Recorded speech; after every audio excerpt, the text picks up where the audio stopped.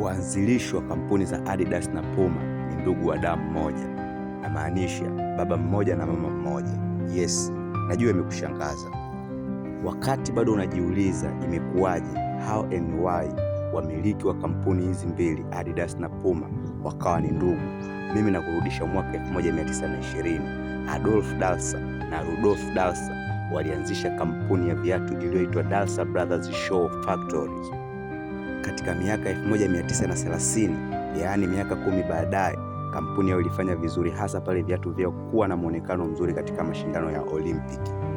Mwanamichezo wa Kimarekani Jesse Owens alifanikiwa kushinda medali 4 za dhahabu kwenye mashindano ya Olimpiki ya mwaka 1936, hali iliyopelekea kampuni yao kukua zaidi duniani na kuwa na viatu bora kwa wanamichezo. Kipindi cha kabla ya vita vya pili vya dunia, kampuni yao ilikuwa inauza zaidi ya pea 200,000 za viatu kwa mwaka.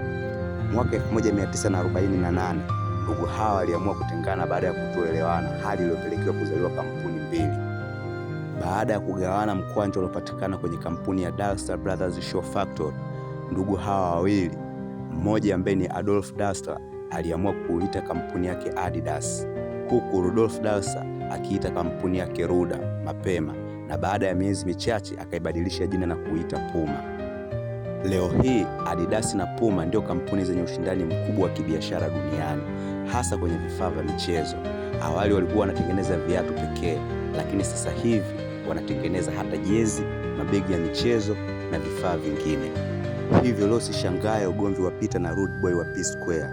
Hata mapacha walianza kugombana enzi na enzi. Natumai umejifunza kitu kupitia video hii fupi.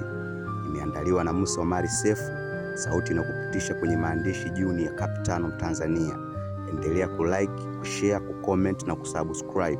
Tupo pamoja.